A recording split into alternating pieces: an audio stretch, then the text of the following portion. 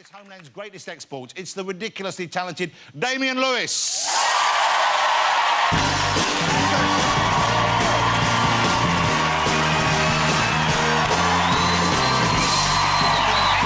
Hello, love. All right. Damian Lewis, how you doing?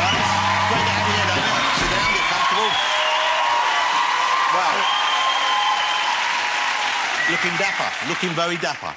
Well, Molly Ringwald could do it, I thought. Pretty in pink. Hey, congratulations on Homeland. It's a tremendous show to watch. Your performance in it, which is central to the whole success and quite a thing to carry, I would have thought, that whole show. But you've been praised and lauded for it, quite rightly. Just won the Emmy for it as well. Yes, I did. Very nice of you to bring that up so early. Let's support that. Yeah, very nice, very nice. My children actually thought I was nominated for an Emma. So, which the Americans didn't like, thought it was a bit disrespectful. Well, how are the Americans with British actors taking these plum roles? Because, of course, Hugh Grant has done great out there. Not Hugh Grant, well, the other one, Hugh Laurie. I'll do that again. Yeah. Hugh Grant's done all right, let's face it. So, anyway, Hugh Laurie's done great out there in-house. You've done this, but, you know, you're British actors pretending to be Americans, and obviously that's a fundament of acting, but in lead roles in American series, is there any resentment, or do someone think you're American, even? I think there are people who do still think I'm American. The first American thing I did was Band of Brothers. Of course, yeah. And then I still get people sort of saluting me in the street like I actually won the Second World War on my own. And then I talk in a slightly bumbling English accent. They go, Jesus, you're a Brit. And they look at me and go, oh, man, you're British? How was that work on that? That must have been quite an adventure for you, because you're a young actor and suddenly you're working on this big budget thing with Tom Hanks. I mean, it's quite a leap, I would have thought. Yeah, it was a huge leap. You know, I was just another British actor doing interviews in, you know, damp basements in Soho, and I did 4 or 5 for this thing, and then suddenly I was whisked off to LA and I was stuck in front of Tom Hanks and Steven Spielberg, and, you know, and I thought I hadn't got the part. I met them and I went out and I got absolutely trashed that night. Got in at about 4 in the morning. Got a call at 8 o'clock in the morning after only 4 hours kit. Like, he's going, hello. And it was the casting director saying, Stephen would like to see you at 9 o'clock.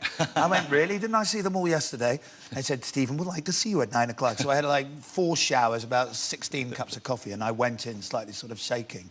And thought, well, I've blown this. But they gave me the role, and it was, they're true gentlemen. In fact, I invited Tom Hanks to my 30th birthday. I was 30 and I was in LA at the time. I invited him and he said, I can't come. He gave me a $2 bill, which is one of his things. He always gives you a $2 bill. He loves doing that to everyone. So I get to the end of the evening. I've had, you know, lots of people there. I'm trying to pay the bar, and the barman says, don't worry, it's been taken care of. Happy birthday from Mr. Hanks. Wow. And I thought it was very cool. Wow. He just took care of the bar bill. And you would have drunk a lot more if you'd known that earlier. If I'd known, I had a limit on the drinks. Let's talk about Homeland. Yes. Because Homeland also is a phenomenal script, and I would have thought quite a tough role for you to play, because we do have to not always know where he's coming from. Is that difficult for you as an actor? You know, you're trying to sell us on he's going one route, but at the same time, you've got to leave it open so we can be aware that he might not be doing what we're thinking. Does that make sense? Yeah, it does. Well, I think you're talking about ambiguity. Just playing ambiguity the whole way through the first season certainly was enormous fun. You know, but acting's like advocacy. You advocate for your character, and you believe in, trust and love your character, and can defend them, whatever they are going to do, even if it seems like they might be putting on a, you know, a vest bomb, a suicide vest, and be seemingly about to blow up the cabinet. Let me ask you about the religious aspect of it, because it's interesting here. You have a character, a sympathetic character in an American drama, especially in the current climate, who is an American who's become a Muslim. Yes. And he's become a Muslim, and quite a devout Muslim, if I read the story correctly, through choice. He wasn't brainwashed. That sort of would be the easy route, that he was out there and he was kept as a hostage and somehow they brainwashed him. But you come to the conclusion, or I came to the conclusion, that he chose that path. Yes. And I thought that was brave, and braver than I expected to see on an American television show. I think, yeah, I'm very astute. I'm glad you picked that up because it's, of course, it's a thriller.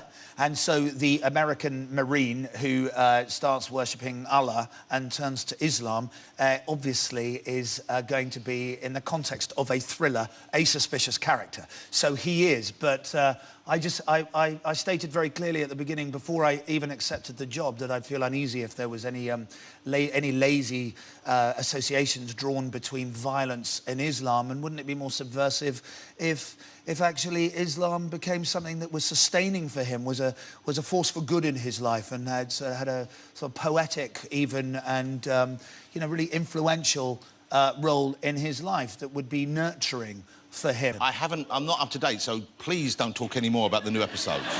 Because earlier on, we were rehearsing this show, and I know that'll come as a huge surprise to all of you.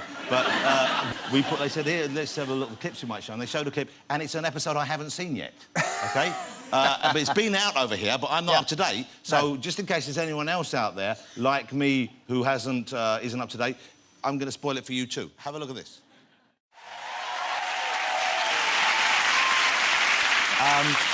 What's the reaction been like from the American military, from the establishment? Because presumably they must be watching as well. They must have an idea of what you're doing with the show. It's a big hit over there. Well, yes, it is a big hit, and then it became an even bigger hit when the President of the United States said it was his favourite show. And, wow.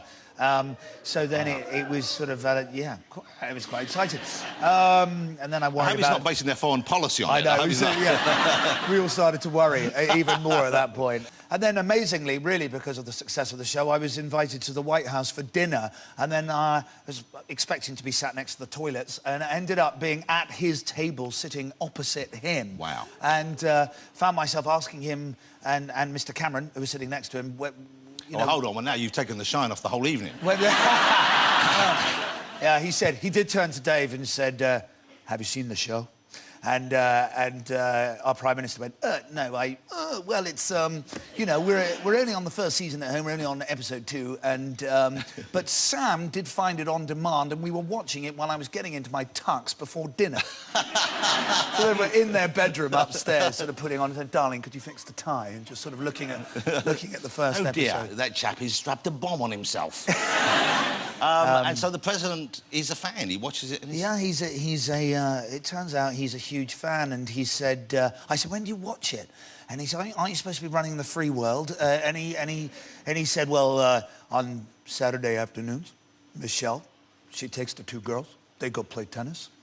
I go into the Oval Office, I pretend I'm gonna work, and I switch on Homeland. Oh,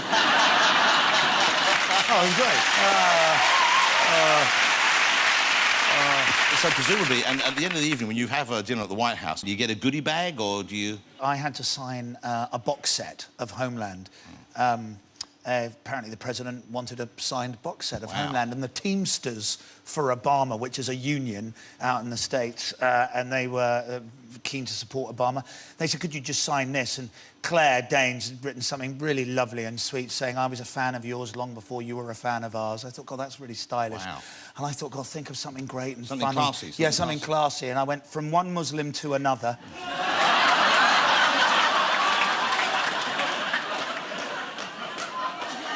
In an indelible Sharpie. I couldn't take it back. What's wrong with you? I was then writing emails for the whole of the next week going, I do hope he understands irony. One final thing. Did you send us a congratulatory text or note to President Obama that he's re-elected? I did, yeah. What did you say? Congratulations on being re-elected. So you decided not to do the Muslim joke again? No, you know, yeah. You know, never repeat a joke, especially when it's not funny the first time. 4 more years, thank Allah. Just that would go. Ladies and gentlemen, Mr. Damian Lewis.